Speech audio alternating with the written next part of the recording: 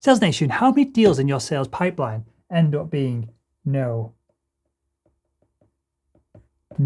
decisions? Because according to CSO Insights, 24% of all of the deals that goes through an average salesperson's pipeline ends up in the no decision limbo. And this no decision limbo is a weird space between the buyer saying, yes, let's do the deal, and no, I don't really want to get this done.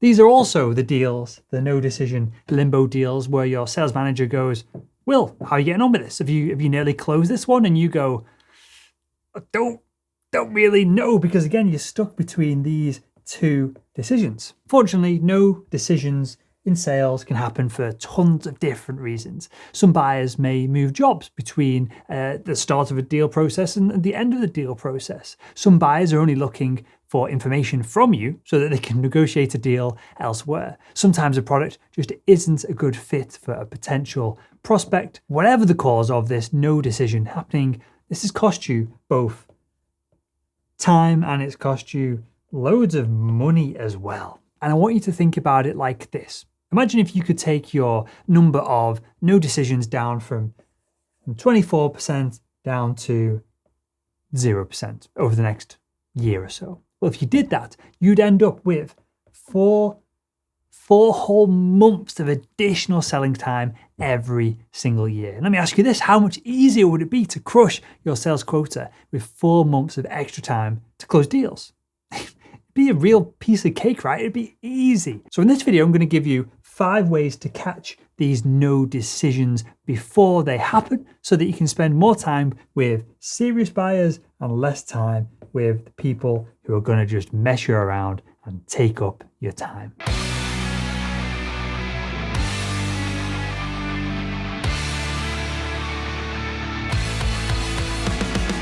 Hi, my name is Will Barron. I'm the founder of salesman.org, where we help salespeople crush their sales quotas. So the first way to tell if your buyer is serious or if they're going to end up being a no decision in your CRM is by looking at how reliably they show up to your meetings. Now, don't get me wrong, everyone has the occasional scheduling issue, so you shouldn't count out buyers who have to reschedule with you every now and again. But if a prospect repeatedly cancels, or even worse, they don't show up for meetings without canceling them, then clearly they're not serious about buying from you. So don't waste time constantly begging to reschedule with these types of people. Just cut your losses and go after a more qualified buyer.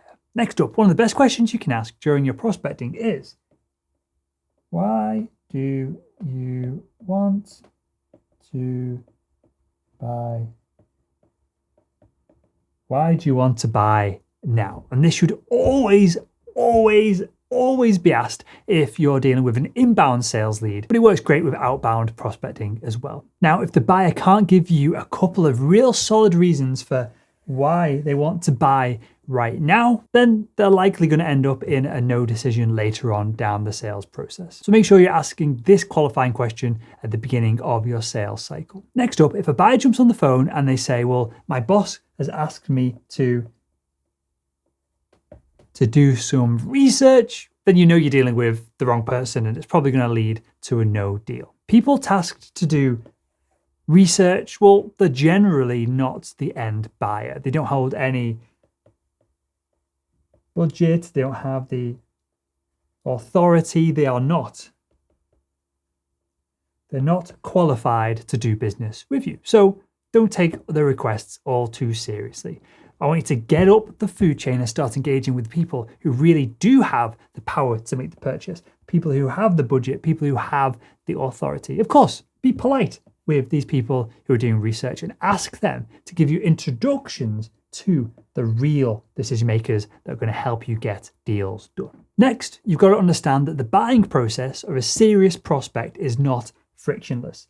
This is when they enter the sales process, and this is where they end it, where a deal has been done. So imagine being really into cars and you're super excited to buy your brand new Nissan GT. You're pumped, right? You're hyped up for this. Well, you're gonna, at this point, You're going to start reading the specifications of the car. You're going to start watching loads of videos on YouTube and different car reviews. Then at this point, perhaps you're heading to the dealership to do some kind of test drive. And so you're putting in lots of effort during the sales process before you even get to where the real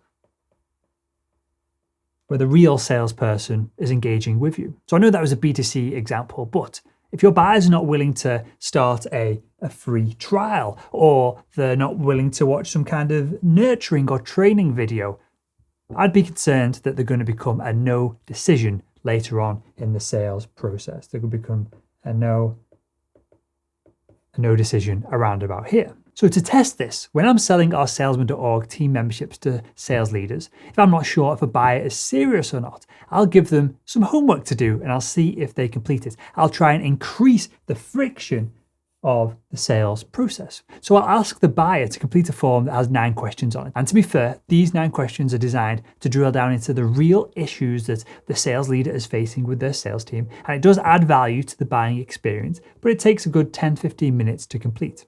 Now, I know that if the buyer doesn't complete the form, if right here the form stops them from progressing, they're probably not all that interested in spending time with me, getting the deal done and getting onboarded over at salesman.org. So I'm going to spend less free consulting time with them. On the other hand, if they complete it immediately, if they break through this friction and they accelerate towards getting the deal done, of course, I'm going to give them all of my time and energy. I'm going to start serving them immediately and we're going to get the contract signed. And the final trigger that should alert you that a buyer is going to become a no decision is if the buyer doesn't involve any other stakeholders within the account within your sales process. Now, this is an alarm bell for you because it's very rare that with any decent sized B2B deal that to get the deal done, you're going to have to deal with one individual person.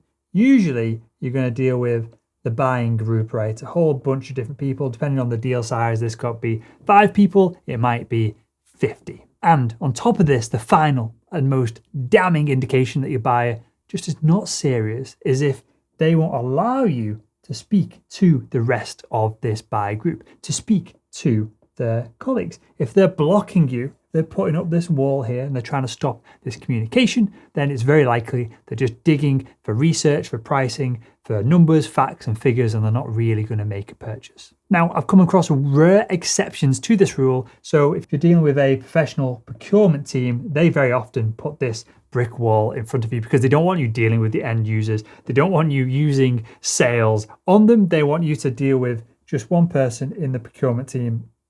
So they're trying to streamline everything from their side. And so if that's the case, fine, whatever. I would still always try and get introductions from a procurement team to the end users, at least, if not all of the rest of the different decision makers. But that's the only time when this might not be an alarm that the deal is going to lead to a no decision. And so there we have it, 5 ways to tell if your deals are going to lead to no decisions and the impact that no decisions can have on your chances of hitting sales success.